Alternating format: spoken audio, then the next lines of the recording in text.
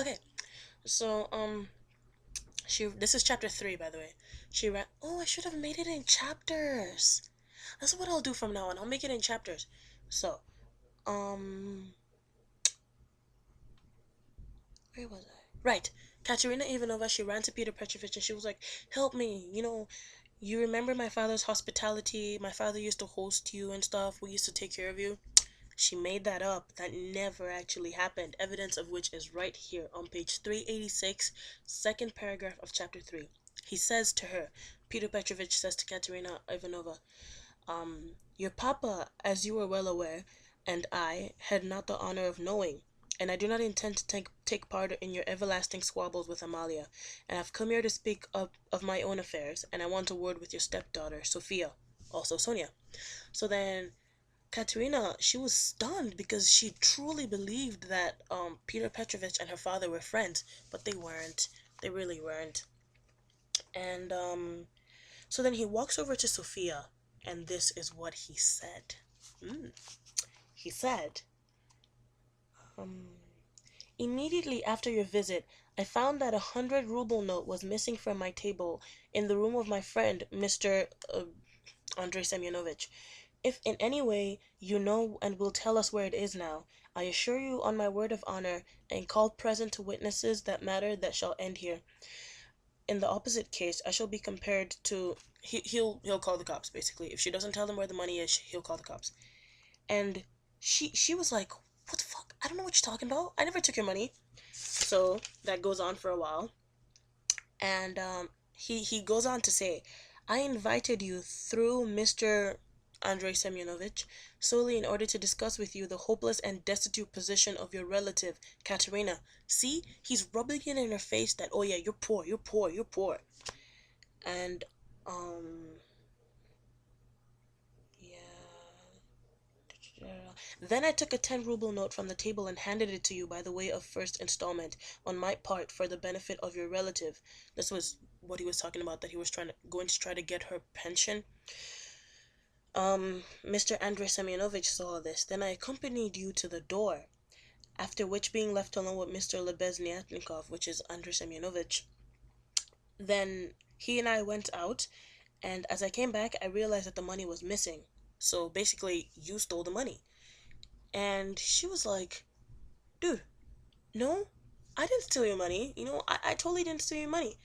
And Amalia, Amalia, she's such a dumbass. Amalia, she was like, "I knew she was a thief. She was a thief." And then Luzin walked up to her and he was like, "Oh, you knew it? Then I suppose you had some reason before this for thinking so. I beg you, remember your words which have been uttered before witnesses." And then at this point, everyone was looking at Sophia like, "Oh, that bitch that stole the money. She stole the money. She's a whore. She stole the money. You can't trust whores. Things like that." And Katerina Ivanova was like, "What are you talking about? Sonia would never do this. Sonia sold herself to protect our family. She would never steal from anyone. She's a kind hearted girl." So she walked over to Sonia and she was like, "Sonia, did you take any money from this guy?" Sonia was like, "No, I didn't take any money." She unrolled her handkerchief and then she pulled out the 10 ruble note and then she was like, "This is what you gave me. Take. Take your money back." Katerina Ivanova took the money, balled it up, and threw it in Luzin's face and it hit him in the eye. That was funny. And and then he was like, "Oh, I know she stole the money. No one else could have taken it." Da, da, da, da, da, da, da. And Katerina was like, "Well, no, of course she wouldn't have stole the money. Search her, search her, search her." And then he was like, "Oh, I can't search her. I'm a man. She's a woman." She was like, "Fine, I'll search her." So then she put her hand in Sonia's pocket. She pulled the pockets out, and from the right pocket, the money flew out, and it landed on the floor. Luzin picked up the money. He looked at it, showed it to the crowd, unfolded it, and it was the 100 ruble note.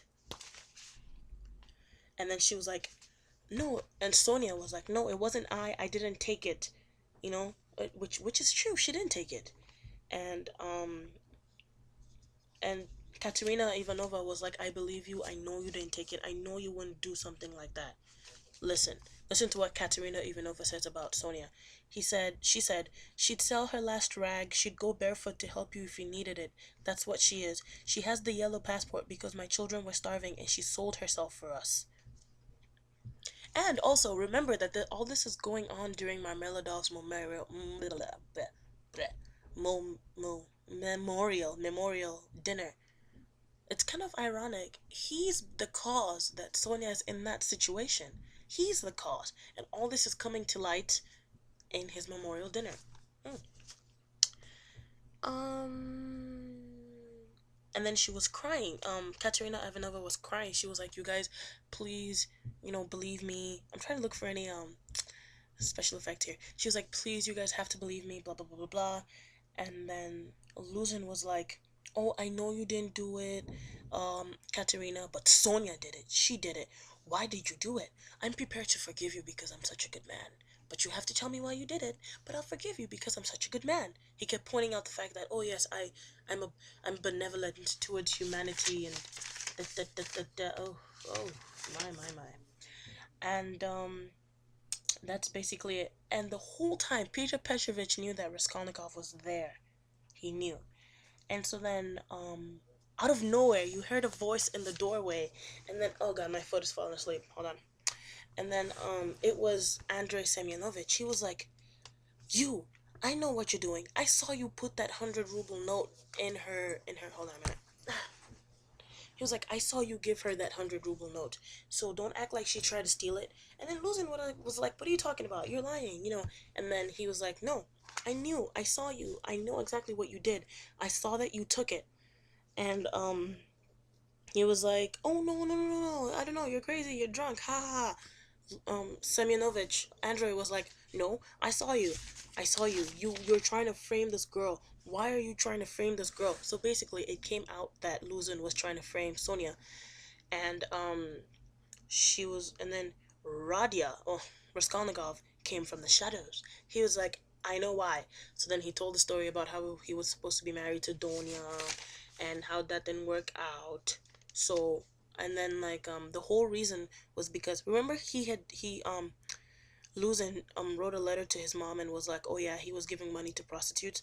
He wanted to show that Sonia was indeed a bad person, so then his parents can, well, his mom and his sister can be like, "Oh wow, Radia, you give our money to a bad woman, blah blah blah blah blah." So that's the reason for it. He wanted to discredit Sonia, and by extension discredit Raskolnikov, so he can get to marry Donia. That was it. And then everyone got all pissed, like, "You bastard, how could you do that? Sonia's such a sweet girl, blah blah blah blah." And then he was like, I'll I'll report you, I'll sue you, blah blah blah. That was Luzin talking. Because his plot, I mean, his evil schemes, they fell on top of his head again, like they collapsed. So he didn't know what else to do, so he packed his crap and he left the lodgings. Sonia, she just couldn't handle it. She broke down, cried, and ran home. And I know, what the hell. And then Amalia was, she went crazy. She just flew off the handle, and then she blamed Katerina Ivanova for everything. She was like, "Oh, it's your fault. You did all this stuff." And then Katerina was like, "I don't know what you're talking about." And then Amalia was like, "Leave my house at once. Just go." And so she kicked Katerina out of the streets. And then Katerina was like, "What am I supposed to do? What am I supposed to do?" But then, "I'll prove to you that I have connections. I'll prove to you that there is justice in this world. And I will go and find someone that can help me. And you'll see, you'll see, you'll see." End of chapter 3.